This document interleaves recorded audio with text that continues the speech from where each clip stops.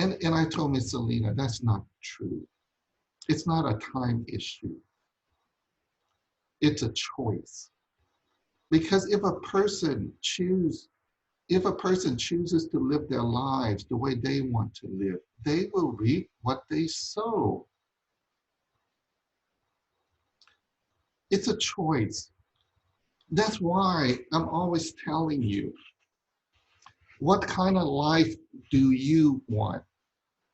Because the Bible, Jesus have taught us there are two lives that you and I can live. One life, he said, it's the wide gate that leads to the wide road. Many people will find that road.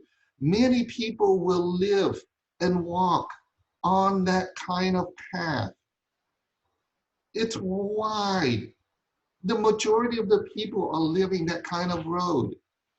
And people are choosing to live their lives the way they want. But there's another path, there's another road. And this other road is narrow. It's not wide, it's narrow, and very few people find it. But those who find it, they will have life. And it is God's ways. It's filled with God's kingdom and his love.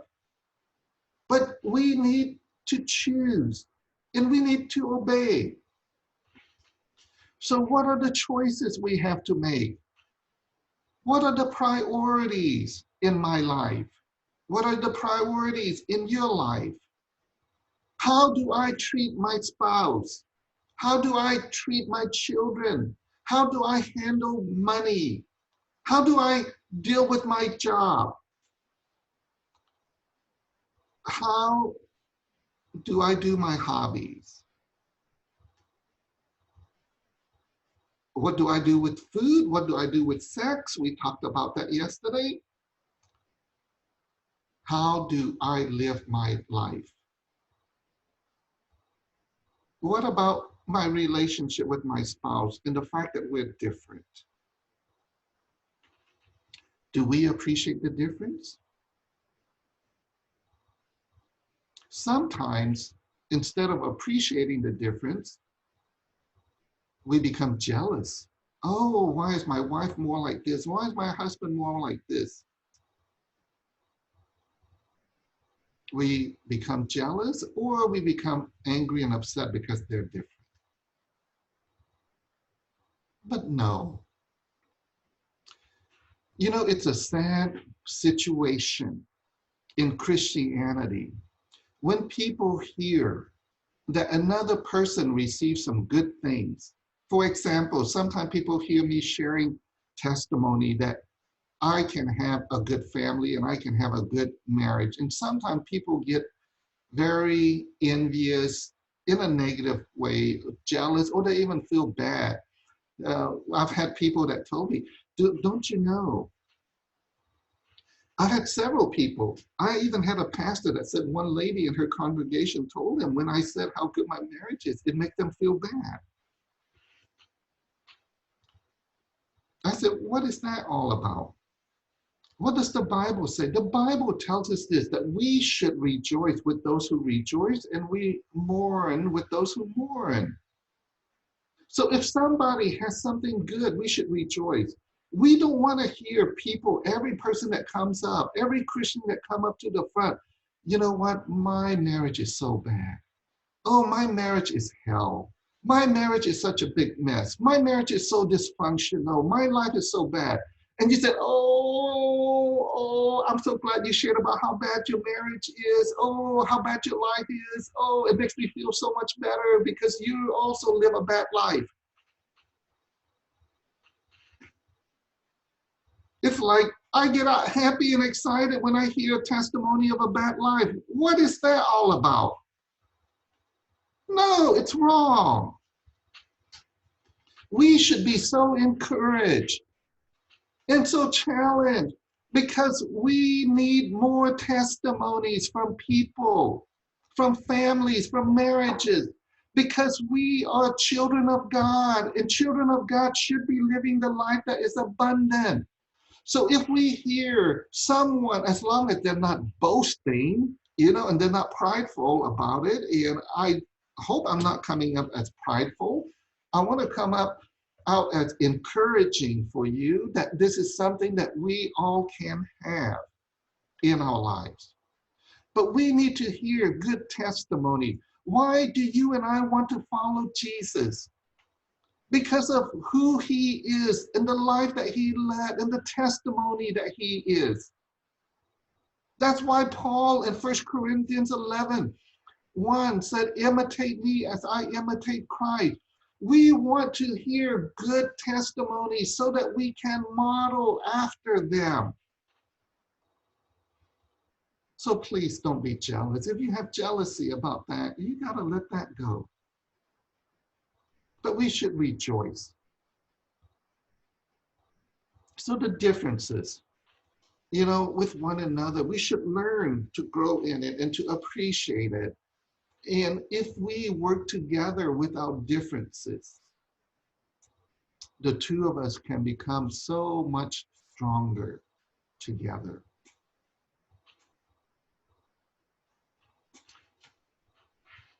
Lesson 10, becoming best friend. Becoming best friend. Someone had asked me, how did I know that Kay would be my wife after 10 minutes? How did I know?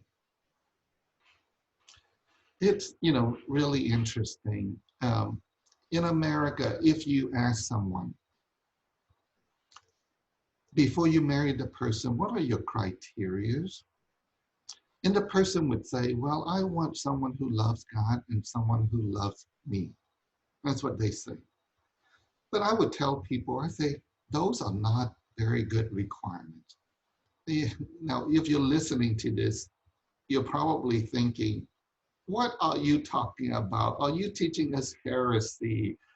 What do you mean those are not good requirements? Almost every single pastor teach, if you want to marry someone, find someone who loves God and someone who loves them or loves you. But I say those are not good requirements. Why? Because in America, these are the top two requirements that Christians have. And yet in America, over 50% of Christians get divorced. Why? If these are such good requirements, then why can't marriage stay together? Why can't marriages stay together if they're very good requirements? I'll tell you why. Because, our definition of someone who loves God. So when we want to find someone who loves God, we go to church and our definition of loving God is someone who looks spiritual on Sunday. So maybe if they sing spiritually, sometimes they worship God and they cry, sometimes it seems like, they can teach well or preach well or they can do something well. And we said, oh, they love God. Oh, they know the Bible. They love God. And they love me. By the way, during the dating process, a lot of times, especially, for both, but a lot of times, the couple feel a lot of love because everybody is making a special effort to put on the very best side of them. So when you're dating, of course, the man will want to take you out. A man will, want to buy you flowers. A man will buy you gifts and listen to you and even talk to you. But so many relationships change after the wedding. That's why Kay, before we got married, she was so happy at that time. And she had sisters at her church said, Kay, you're so happy now. They were telling her, but, we want to warn you, Kay, after the wedding, things are going to change. That's what they told her. So after a few ladies told her that, a few sisters, some of them are quite spiritual in the Lord, and they told her that. And she got a little bit nervous because she's never been married before. So she came to me. She said, people are telling me that after the wedding, things are going to change. So I said, okay, I agree. Things are going to change after the wedding, but I'm going to love you even more. How do I know that? Because I see it in the Bible that marriage can be amazing even after the wedding. So anyway, I tell people these are not good requirements. Why? Because people can get married when they're in love, but then why do they get divorced? Because they say we no longer love them. Love changes with time. The feeling of love changes with time. So what were the requirements that I had? I only asked the Lord for four things. I asked the Lord for four things. These were the four things that I asked the Lord for. Not someone who loved God necessarily, but here's, let me explain. Let me explain. Number one, someone that I'm attracted to emotionally, spiritually, and physically. What does that mean? Emotionally, I want someone who's stable, someone who has fewer stones in their lives. I am going to let you know right now, the number one cause of marriage issue, relationship issue, it's not communication, it's not finance. The number one cause is the number of stones that they have in their lifetime. If a person has more stones, it causes so much problem in the relationship, in communication and finance and everything else. That's the number one cause. Even if you marry a Christian and they have a lot of stones, a lot of hurt, very painful to live in that relationship, very difficult. You can never love them enough. So I didn't say, Lord, give me a perfect person. I just wanted someone who was a little bit more stable emotionally, more cleansed, and someone that I'm attracted to spiritually. Not someone who say they love God, but someone who's living out their love for God. Not only what you see on Sunday, but for the rest of their lives. What do they do with their lives? How are they living their life? How are they serving the Lord? And of course, someone that I'm a little bit attracted to, at least physically. And you got to be honest. None of us want to marry someone and say, oh, I'm not attracted to him. Oh, I'm not attracted to her, but I can't wait to marry him or her. It doesn't work out that way. But I do want to point out, that was the least of the three requirements, because even at that time, Kay at 42 years old had never been married. And she actually, in her 30s, she wanted to get married. She asked people to pray for her about getting married and everything. But she finally got to a point where she said, I am very content not marrying. And so she got to a point where I'm just content, just living for the Lord, serving the Lord. And so as a result of it, she didn't really take care of herself physically as much. Even some of the people at her church, they noticed that after she started courting me, she told me that some of the people told her, Kay, you've changed. You look more like a woman now. That's what they said. She started dressing up a little bit more and so on and so on. And her hair grew longer and these kind of things. And so initially, the physical attraction for me was not the number one thing. It was the emotional and spiritual. Because I know the number one root cause of marriage issue. And then my second requirement was someone who has common vision. And the vision that I had was to advance the kingdom of God. Now you can have common vision, but you can do things differently.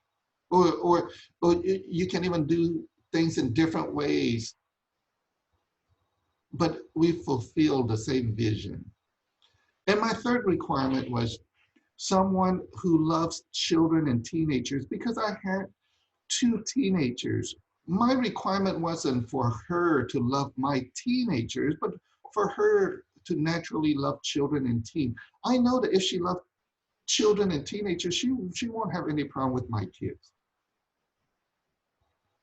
And lastly, someone who can become my best friend. And after 10 minutes of meeting her, and also I had talked to a friend there and his wife, they know Kay relatively well. And so I knew Kay from the first three requirements. I was attracted to her emotionally, spiritually, physically. I believe we have common vision, and I knew that she loves children and teenagers. That I knew. Um, of 10 minutes of being with her, and along with talking to that friend as well. So I knew she was the one for me. But the only thing the only requirement that she didn't meet was she was not my best friend. It's hard to become best friend after 10 minutes. Why do I want someone who can be my best friend and not someone who loves me? Here's the reason. Proverbs 17:17 tells me, a friend loves at all times. So I know that if Kay and I are best friends, the love will always exist. So I know it. So that's one of the reasons when we started courtship, I started investing a lot of time with her. I would spend 1 hour or 2 hours on the average every single day with her on the phone. Now, people might say, Pastor Simeon, you have a lot of free time, don't you? Because I can't find an hour, I can't find 2 hours to do anything during the day. How do you get 1 to 2 hours every day? Well, now during the quarantine time, people seem to have more time. But during our regular, normal, non-quarantine time, it seems like we don't have that much time. Look, folks, I travel in general 2.5 weeks to 3 weeks a month, 11 months out of the year. And when I come home, at that time when I was courting her, I was a single dad.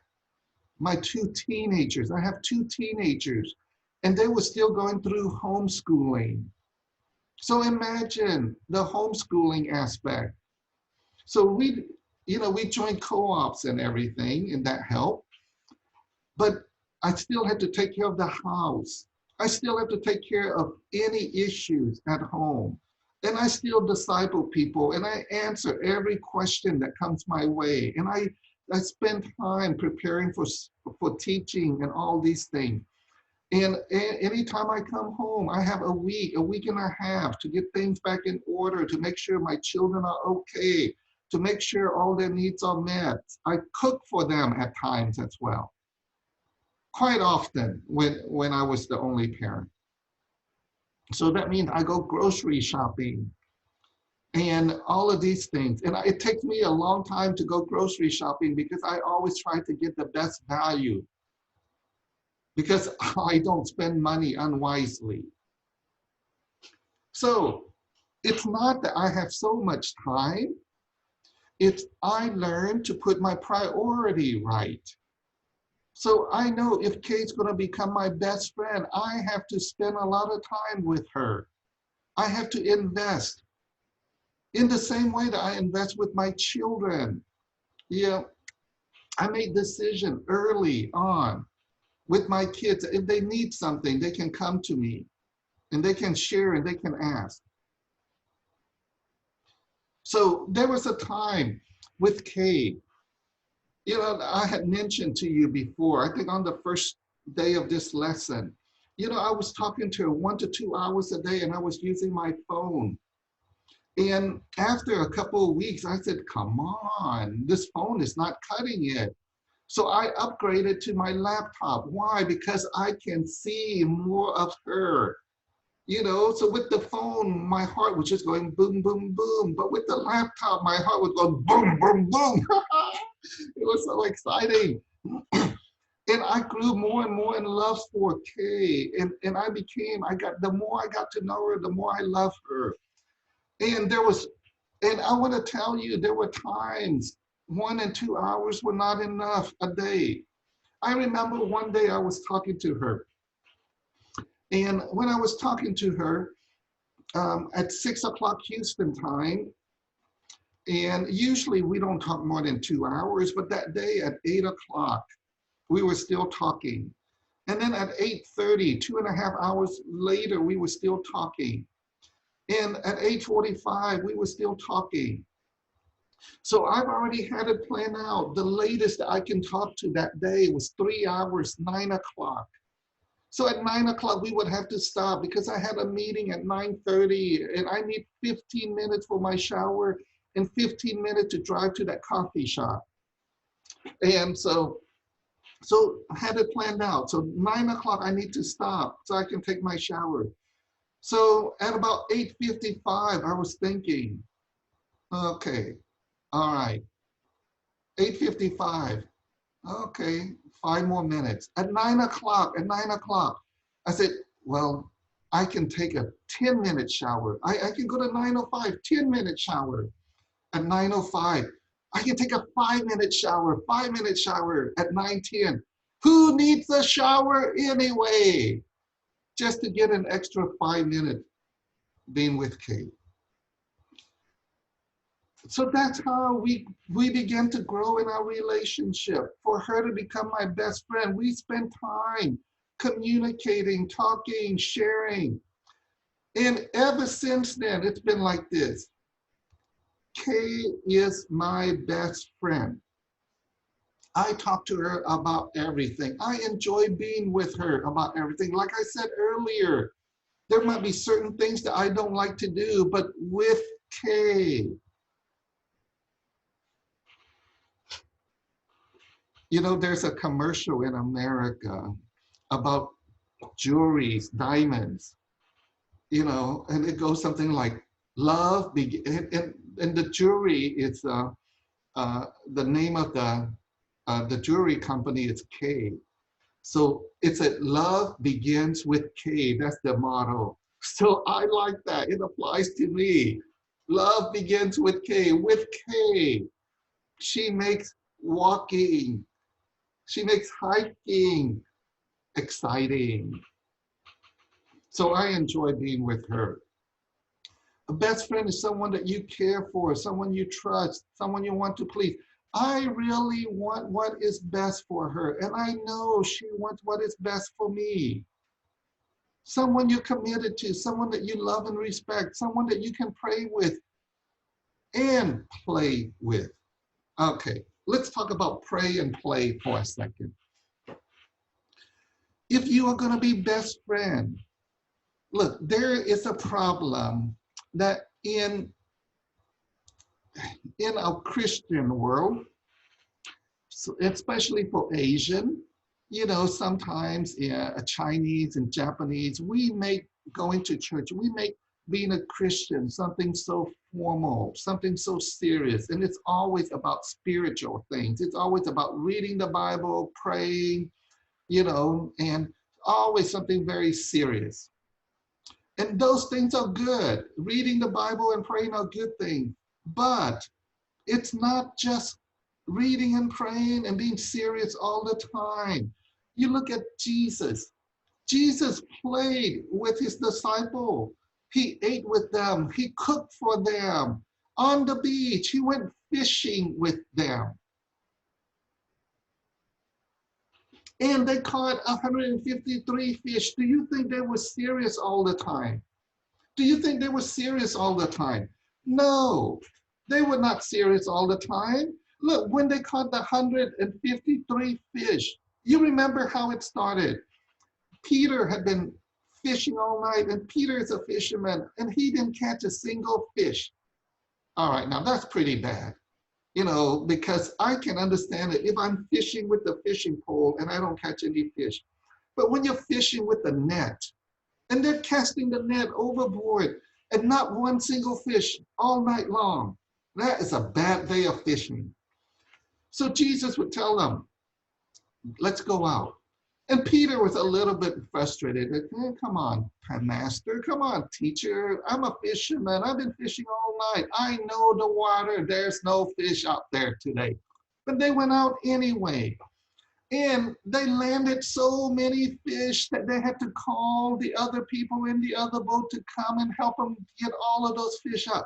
Do you think they were just serious all the time, or do you think they might have some laughter?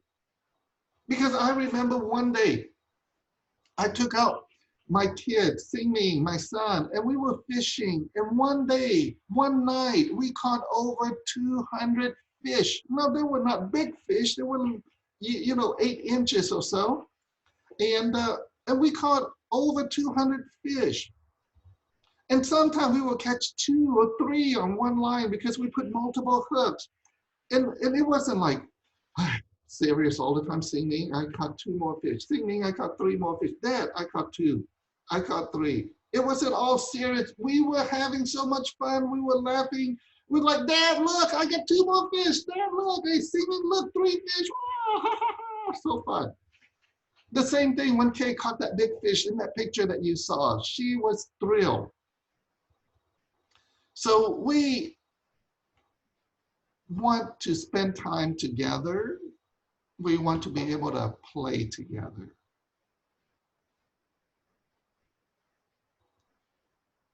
It's someone that you can spend time with in the spiritual things, ministering together, going to church together, working together, reading together, but enjoying. I tease Kay a lot, actually.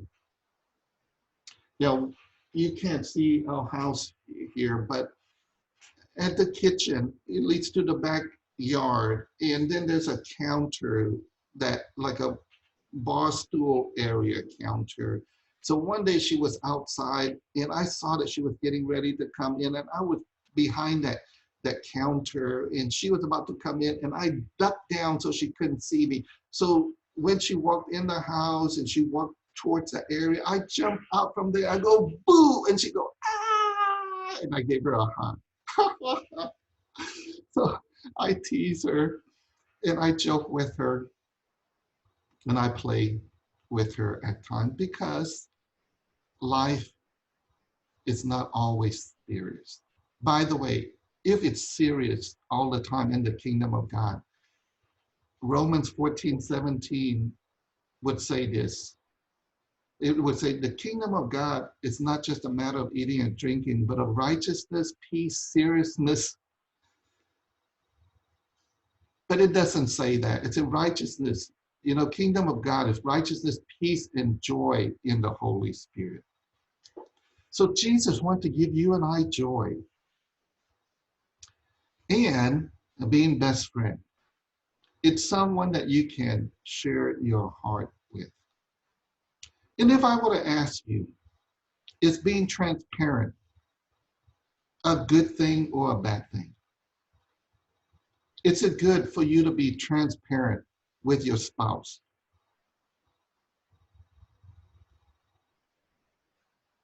That's a good question. And most of you would say, oh, yes, it's good to be transparent. But what if your husband comes to you and the husband said, wife, I want to be transparent with you. I've been looking at another woman. I've been thinking about another woman. I've been calling another woman. I've been going out with another woman. I've been having a relationship with another woman. How would you feel? Here's the thing. Being transparent when the other person, when both of you have a lot of hurt and pain, a lot of stones, very difficult. It makes the relationship so even worse. I work with marriages, and I've even had pastors share this with me. They said, I can't open up to my wife. When I open up to my wife, she has so much hurt and so much anger that I discovered the best thing to do is not to be open with her. Being transparent is very difficult when you have a lot of stones in your life. That means when you have a lot of hurt, Is being transparent a good thing? Definitely. It's a good thing for the relationship. However, it's a bad thing if you have a lot of hurt in your life. So the solution then is, let's get rid of those hurt. Let's get rid of those hurt. Let's get rid of the stones. And then after we get rid of the stones, then we can be transparent with one another.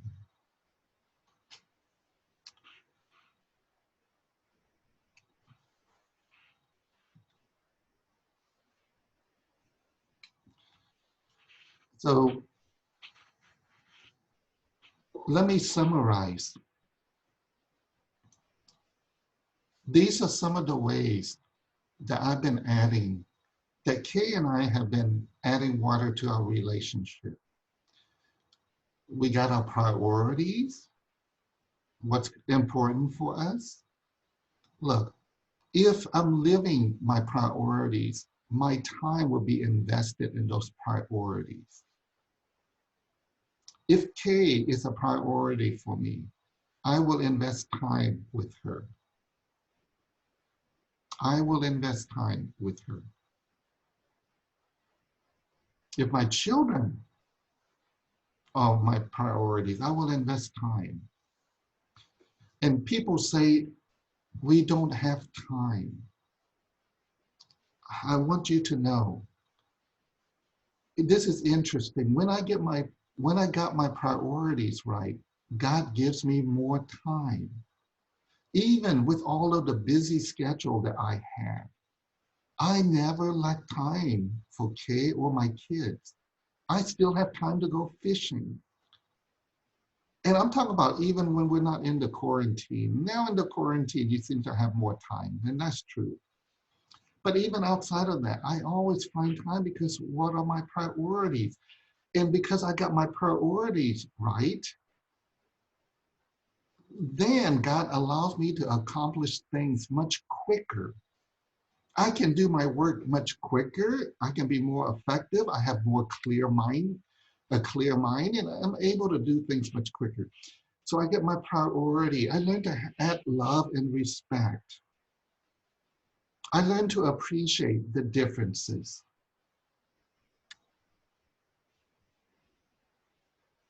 So, Kay and I, we talk about all kinds of things. So sometimes people ask, if you talk for 1 or 2 hours a day, what do you talk about? Anything and everything. Whatever's in our heart. Some people say, my husband never talks. Look, when you were dating, he was talking. Oh, my husband never listened. When you were dating, he was listening. It's just, to be honest with you, after the wedding, more stones got added, more disappointment, more frustration, more anger, sometimes hate and fear. Unless you remove those stones, it's very difficult to strengthen your marriage, to strengthen your relationship. And you have to intentionally do those things that will make the other person feel loved or respected. And after removing the stone, you can ask the Lord how to do those things. Okay? So that concludes the training for today. But I do want us to do an exercise. And this is the exercise that I want to do. Let me see.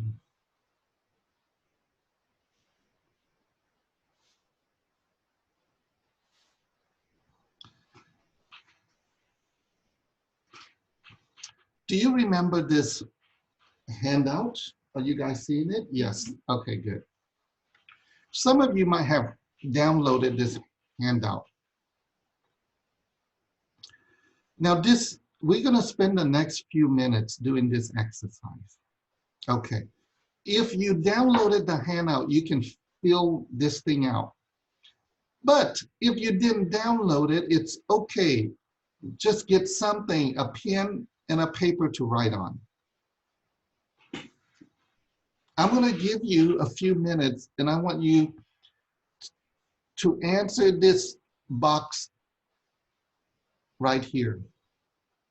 Actually, let's do both of these here. You have 2 questions to answer, only 2 questions. So let me go ahead and give you a second to find a pen and a paper if you don't have this handout. And I want you to do this exercise, okay?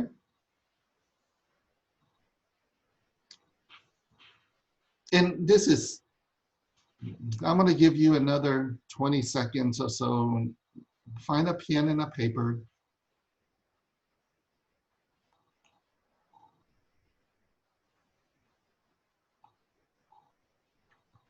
I hope you remember me saying, you are connecting and investing your time. If you put this principle into action, you will see great results. But if you just choose to listen and don't do it, you will not experience the benefits from it. That's why Jesus said, be hearer. Don't be hearer of the word only, but be doer of the word. All right. These are the 2 questions that I want you to answer. Question number 1, how do you plan on removing the stones, the anger, the hurt, the fear, the sin in your life? How do you plan on removing those stones? And by the way, I've already mentioned to you, if you need help, RAK Ministry can help you. You can go to our rakministry.com, schedule a prayer session, or send me an email, and I will try to arrange it for you. And you should have my email now, scoin@rakministry.com. The second question, this would apply to a significant others. If you're married, your spouse. If you're not married, but you have a boyfriend or girlfriend, then your boyfriend or girlfriend. If you don't have a boyfriend or girlfriend, then it applies to your best friend or your parent or someone close to you.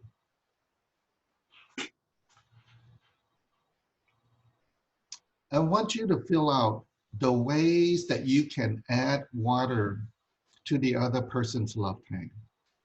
So if you're filling this out, like about your husband or your wife, what are some of the things that you can do to add water to the love tank?